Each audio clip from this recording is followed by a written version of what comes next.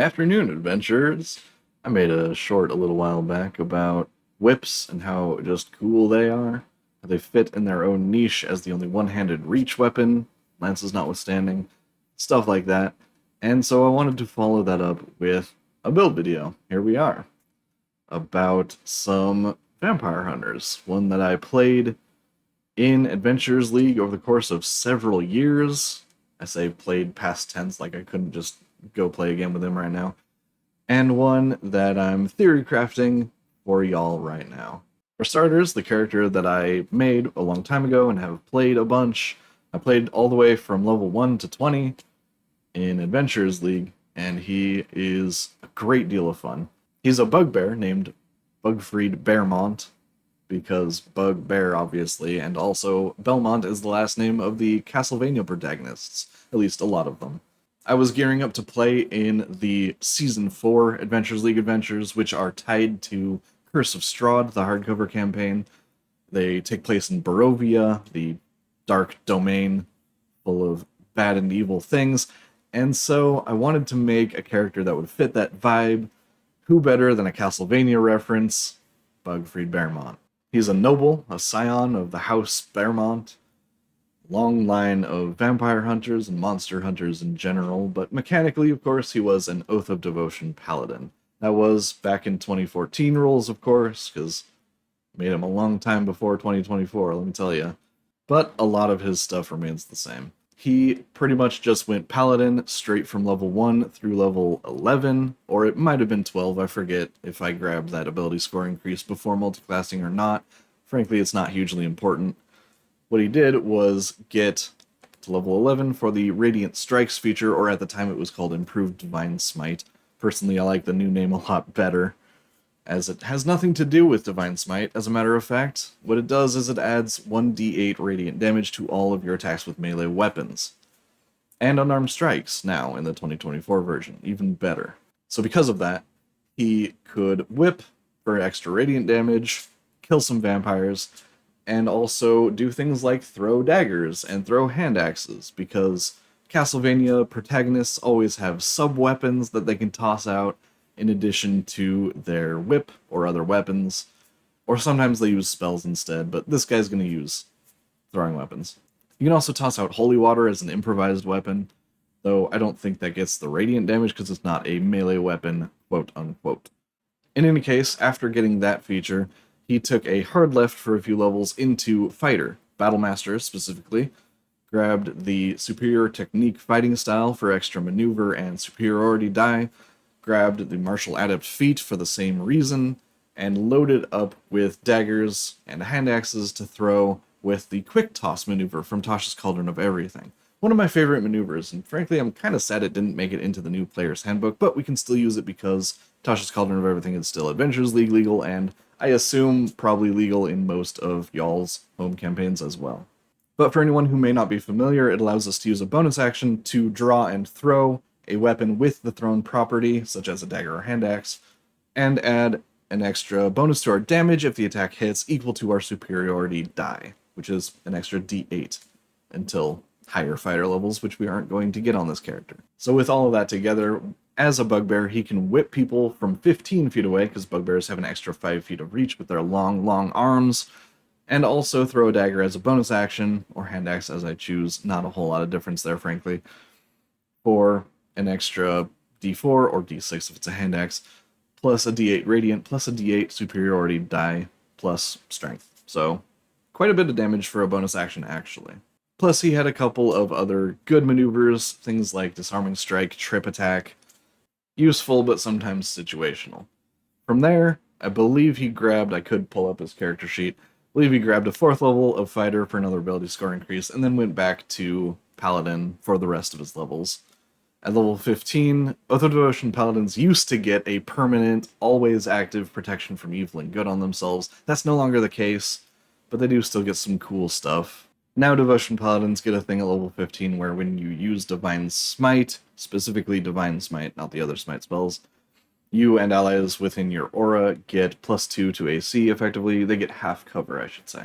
So it won't stack with actual half cover, but in most cases that's still a +2 to AC until the start of your next turn. That is really cool, and it does help out our whole team, not just us, the paladin, ourselves. So that was Bugfried. He whip, he throw knives, he smite enemy evil.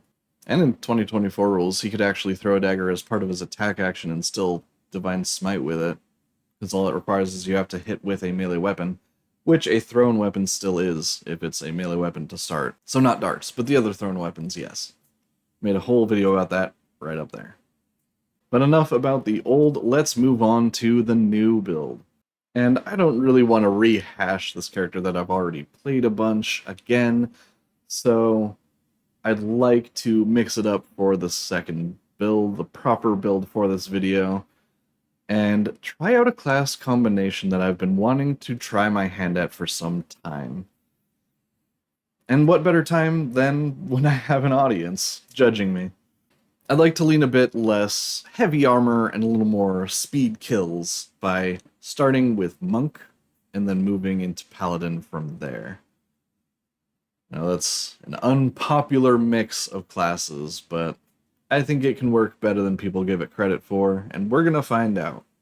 Besides, the 2024 version of the rules have shaken up some things and added some utility that I think can make this build work better than ever before. So we're going to go a little less Simon Belmont on this one and a little more Richter. Unarmored defense and martial arts mean that we never need armor, and our monk weapons deal a d6 right off the bat. The only problem with that is whips aren't monk weapons. They don't have the light property, and they aren't simple weapons, they are martial weapons, so they don't count for monks. However, because of Tasha's Cauldron of Everything, at monk level 2, we can use the dedicated weapon feature to make a weapon that isn't two-handed count as a monk weapon.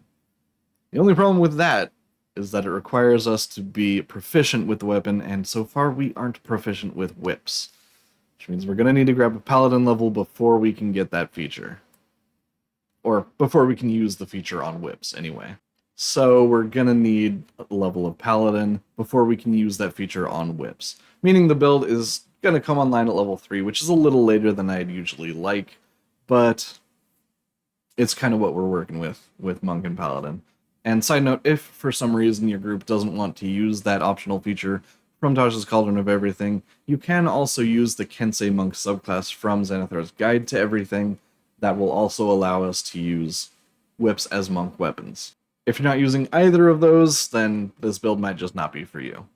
We could also, at our option, take Paladin as our first level, giving us proficiency in Wisdom and Charisma saving throws instead of Dexterity and Strength.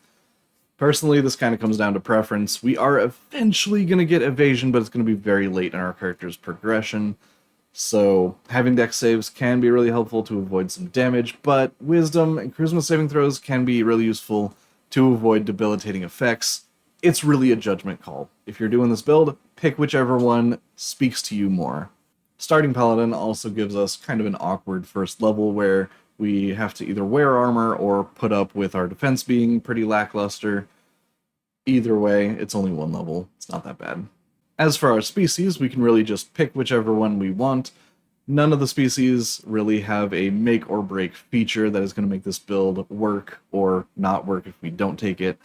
So we can kind of just go with whatever. Goliaths have some cool stuff going on these days, and if you choose the Frost variant, we can stack the slowing from their thing that they get on top of the whip's mastery property of slow, reducing a creature's speed by 20 feet. And if you choose to take the slasher feat, it's not something I'd plan on for the build personally, but it is totally an option. You could even stack up to 30 feet of speed reduction. A lot of creatures only have 30 movement speed, so that would freeze something in place, pun intended, for a round. That's pretty solid as a martial character. Bugbears, of course, get extra reach with their attacks on their turn. Note that that doesn't affect the reach for opportunity attacks or anything else off of their turn, but on their turn they can whip people from 15 feet away, and that's super fun. Trust me on that one, it is. But there are tons of really good species options, both in the new player's handbook and in older books like Mordenkainen Presents Monsters of the Multiverse, Mort's Planar Parade, the Spelljammer one I can never remember the title of. There are tons of really good species. As for backgrounds, I always advocate just customizing your own background, making up a new one, or using an old one from an old source and just giving it the ability score increase, skill proficiencies, tool proficiency, language, and origin feat that you would like to start with. I don't see a reason to keep characters from choosing the things that they want for this.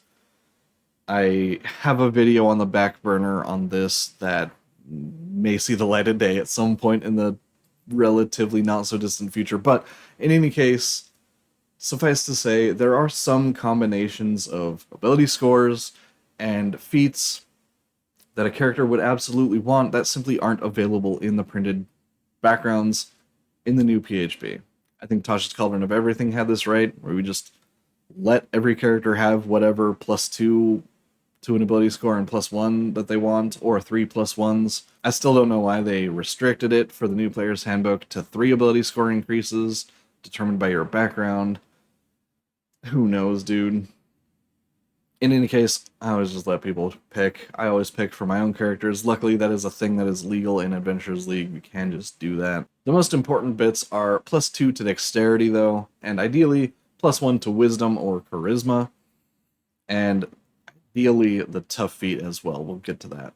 We definitely want 17 Dexterity to start. That's going to be our main stat, our attack stat, although we will be able to buff up our attack rolls. We'll get to that later. We want 14 in Wisdom and Charisma. We need 13 in those to multiclass anyway, but 14 is better in general, gives us a little extra bump to our modifier, up to +2 instead of +1, and allows us to have a better aura after we get a few Paladin levels, so that's definitely a plus. We do need 13 Strength to multiclass as well, which is really unfortunate, but totally doable. Intelligence can stay at 8, because who needs to know things? And Constitution we'll put at 9 with our 1 remaining point by point. I know that number is scary, so I won't leave you in suspense. We're going to start with the Tough Feat to have 2 extra hit points per level, so it's kind of like having 13 Constitution in that way. And don't worry, there is a plan to bump that up to an even number before too long.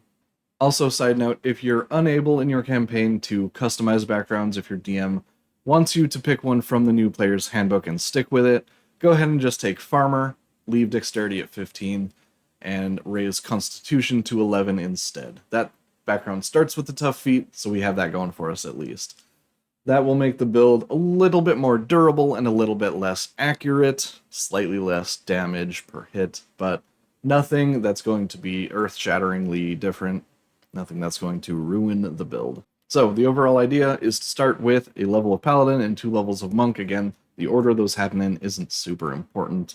Once we have those levels, we'll be whipping as a Monk weapon, we'll be casting Divine Favor and Divine Smite for damage, Shield of Faith for defense, Bless for overall party being betterness. We'll have Unarmored Defense, Unarmored Movement, Martial Arts, and Monk's Focus, making 2 or 3 attacks on every turn.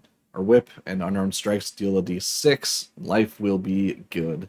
One thing I've always liked about Monk multiclasses is that we don't need extra attack as strongly as other martial classes do. Because we can lean on that bonus action attack from martial arts, or if needed, 2 bonus action attacks from Flurry of Blows, we don't need our second attack from our action as badly. So we are going to take the majority of our levels in Paladin, and we will eventually have 5 levels in Monk as well, and more than 5 as a matter of fact, but we don't need to rush to get there, and I really like that freedom. So if we want to, we can go ahead and grab a 3rd level of Monk and get our subclass here. It's not terribly important which one we go with. For me, I like the look of the Warrior of Mercy. I think it fits with the smiting and healing aesthetic that Paladins have going on, and not just aesthetic, but very much mechanical abilities as well, to support our team even more and deal some extra damage on top of that. I also think Warrior of the 4 Elements could be nice, given that they can get extra reach with their unarmed attacks to match the reach of our whip. That could be really useful. And aside from subclasses, we can also grab Deflect attacks at this level for added defensive capability. Ultimately, it's super duper optional whether we take this 3rd level right now or wait until later and just go back to Paladin for a bit. So, do whatever speaks to you most, I suppose. As we continue in Paladin, we get Divine Smite always prepared. We get a free Divine Smite once per long rest. The impact of that is a bit muted by the fact that we can always make an unarmed strike as a bonus action for comparable amounts of damage. But if we need radiant damage specifically, or if we want to stay 10 feet away, or 15 if we're a bugbear, 10 feet away from our enemy and not close in and make an unarmed strike, that's also an option. We also get a fighting style, and dueling is the obvious choice, adding 2 damage to our whip attacks in general.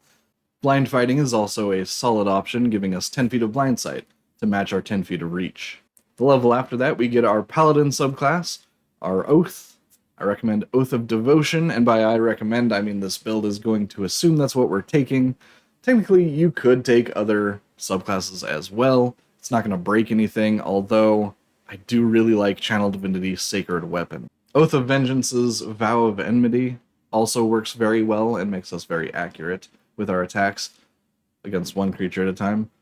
Plus Devotion gets other features as well that really fit the Vampire Hunter aesthetic for me. At Paladin level 4, we finally get our first ability score increase / feat. A bit late, I know, but such is multiclassing sometimes. And you know I love my defensive duelist feat. We are wielding a finesse weapon in the whip, so we are totally eligible to use this feat all the time. It allows us to use our reaction to increase our AC by an amount equal to our proficiency bonus until the start of our next turn, though only against melee attacks. That will conflict a little bit with deflect attacks if we took that 3rd monk level, but in most cases, basically all cases, it's better to make one or more attacks miss entirely than to just reduce the damage. Besides, the feat adds 1 to our dexterity, so now we have 18. Next level gets us extra attack, which is just excellent. It's just more damage for free. You'll love to see it. And we also get 2nd level paladin spells like Aid, which is always prepared for us as a devotion paladin, and Magic Weapon, which is especially useful if we don't have a proper magic whip yet. In Adventurers League, you kind of get one for free when you hit level 5, but in your home campaign, I don't presume to know what magic items you're finding. Magic Weapon can be really good. We also can get Find Steed for free, always prepared, and castable for free without a spell slot once per long rest as well, which means a lot of the time we are going to have access to a mount if we want it. Not really necessary for the whole vampire killing thing, but it is a nice option to have in our back pocket, absolutely. After that, at Paladin level 6, we get Aura of Protection, one of the keystone Paladin features, one of the best defensive features in the game. And even though our charisma is slightly lower than another Paladin's might be, it's still a +2 bonus to all of our saving throws, and all of our allies' saving throws if they're within 10 feet of us. Besides, there are plenty of ability score increases still ahead of us. Paladin 7 adds Charm immunity to that aura, being that we are a Devotion Paladin, meaning that us and our allies within 10 feet of us cannot be charmed, just at all. Things like Fae and Fiends often have charm effects that they can use, but not on our party.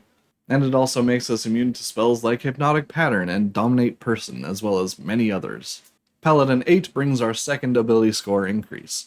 Now that plan for the 9 we have in our Constitution that I mentioned earlier comes into play right now. We're going to take Resilient Constitution, and now in addition to our aura, and in addition to our Constitution simply going up by 1, our Constitution modifier I should say, we also get proficiency in Constitution saving throws, which means at this level we now have a +6 to our Constitution saving throws instead of a +1. So that should go a long way toward helping us maintain concentration on spells when we are concentrating.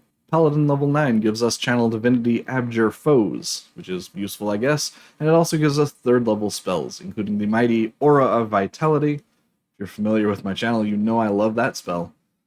And Elemental Weapon, which is like Magic Weapon, but stronger, though it does require concentration. It adds +1 to attack rolls, but +1d4 to our damage rolls. We can also choose the damage type, so if we're fighting something that we need to shut off its regeneration with fire or some such, that's an option with Elemental Weapon as well. And Crusader's Mantle is like a team-wide Divine Favor, just overall an improvement. And Revivify and Dispel Magic as an oath spell are always nice to have in our back pocket when we need them. Hopefully we won't need them too often, but you never know. Adventuring is a dangerous activity after all. Paladin 10 gives us and all our allies within the aura immunity to the Frightened condition. That is on top of the Oath of Devotion's immunity to charm. Now it is very hard to influence our party with magical effects. But Paladin 11 is the goal, the juice. that Radiant Strikes feature that I mentioned back when I was talking about Bugfried. It adds 1d8 Radiant to all of our attacks with our whip and with our unarmed strikes. So since we're making 3 attacks most turns and 4 attacks some turns with Flurry of Blows, that damage is not negligible. 3d8 is an average of about 13.5 damage, and that's just a flat increase that we have all the time, forever. We don't have to cast anything, we don't have to concentrate, none of that. The damage, like I was saying earlier, also applies to thrown melee weapons, so if we do need to huck a dagger at somebody, we can totally do that. Or a hand axe if we want to. Although, because of our monk stuff, they're the same damage, and we can use dexterity for the attack rolls anyway. So, I guess mastery properties are different, but otherwise they're not really going to be much of a reason to throw one or the other specifically. From here, we can take Paladin up to 12 for another ability score increase, or we can take our Monk subclass by going Monk 3 if we didn't earlier. If we did, we could take that class up to level 4, also for an ability score increase. The difference is mostly academic at that point. Although, if that's the situation, I would favor the Monk level, because that gets us closer to evasion and other cool things. And since we're so close to multiple ability score increases, let's talk about the trajectory of our stats from this point through the end of the build. We have 18 Dexterity, as it stands right now, and 14 Charisma. We also have 14 Wisdom. Wisdom only really affects our armor class and the damage and healing from our Way of Mercy features, so we can kind of leave this one lower. It's not as high priority as Charisma and Dexterity. Sorry, Wisdom. Dexterity affects our armor class and all of our attack and damage rolls, and Charisma affects our attack rolls while we have Sacred Weapon active, our save bonus from our Aura of Protection, and our spell attack rolls and save DC with our Paladin's spells. How much that part is needed is going to be very subjective based on what choices we made on our spell list, what we have prepared that day. So it's entirely possible that we don't need to worry about our spell attack rolls and save DC if we only have things like Divine Favor and Magic Weapon, for example. From this point on, we're looking at getting 2 more ability score increases and 1 epic boon feat, so that is plenty of room still to grow these stats even more.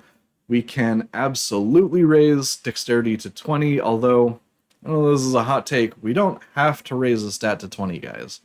We can leave our main stat at 18, it's not the end of the world. When we're talking about attack rolls, well, Sacred Weapon covers that anyway, but abstractly, reducing our Dexterity by 1 in favor of another stat only means that one of the numbers on this d20 is going to miss instead of hit. That's not really a huge difference. It does mean we have 1 less point of AC, but again, that's only one number on the d20 that will hit us instead of missing. Not that huge a difference. So the minutia of what we raise and when we raise it is going to kind of come down to personal preference. If you're doing this build in your own game, raise whichever one you feel is best. For me, I'm prioritizing Charisma because I want that save bonus to be higher, I want to support my team in that way, and I want my own saves to be higher as well. That's always good. And because of Channel Divinity Sacred Weapon, raising Charisma also raises our attack bonus in fights where it matters. At Paladin level 11, we have 3 uses of Channel Divinity per long rest, and we get 1 back every time we finish a short rest as well. So that could easily be 4, maybe even 5 per adventuring day, just depending on how things go. It's pretty rare from what I understand for there to even be that many fights in an adventuring day, and even in Adventurers League, it's pretty uncommon to have more than 3 or 4. So, totally possible that we just have Sacred Weapon active in every fight.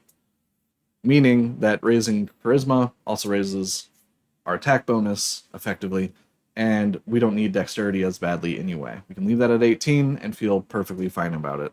We also have the option to take a feat instead of a straight-up ability score increase, and leave one of these stats at an odd number to set up for our Epic Boon feat.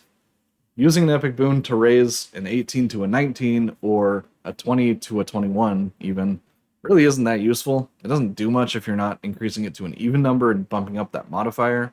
So leaving something at an odd number and getting some extra benefits out of it could be a better choice. There are plenty of good options, but nothing that really jumps out as needed. Otherwise, I would have already included it in the video.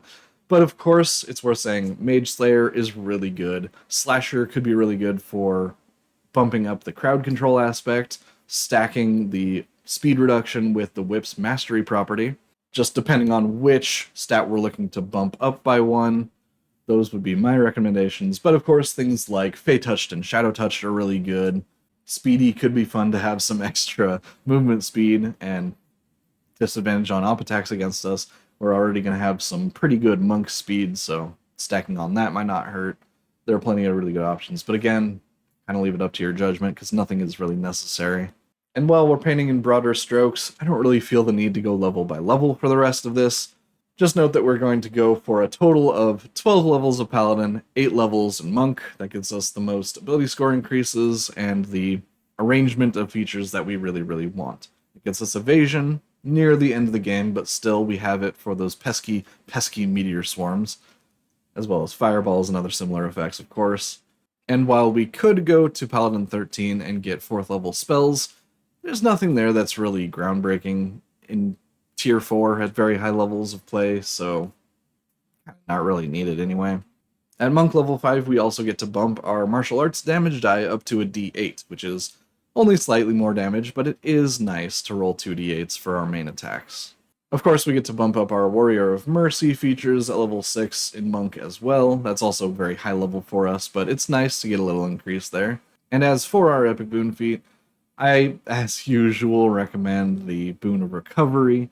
That'll help with the lower constitution, effectively adding 50% more HP, because when we drop to 0, we just get half our hit points back. So that's pretty much the premier option. Boon of the Night Spirit is really cool and really powerful, but does not play nice with Sacred Weapon, as we are going to be casting Bright Light from our very weapon itself.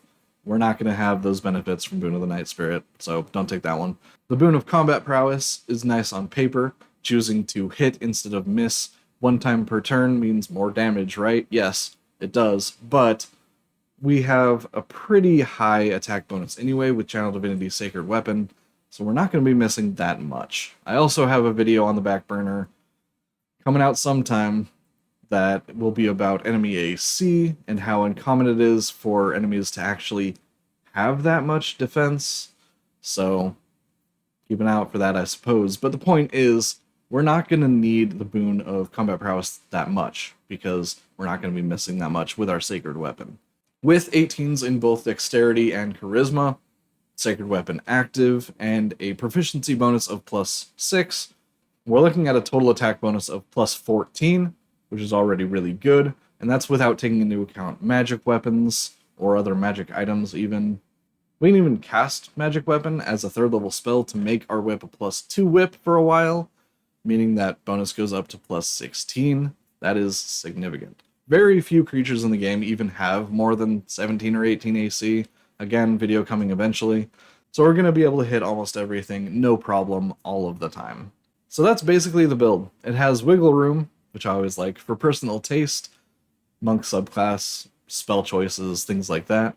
Heck, even our feats aren't exactly load-bearing. The mix of Dexterity Wisdom Monk and Strength Charisma Paladin is daunting, and certainly does come with drawbacks, but I don't see any reason to let some slightly suboptimal numbers keep us from making a character that's cool and fun to play. Athander knows I've made dumber builds anyway. One more thing I'd like to note on the way out is that daggers do have the Nick Mastery property, meaning that if we, say, whip and throw a dagger with our action, we can draw and throw another dagger with that same action, and still use martial arts as a bonus action, or even flurry of blows.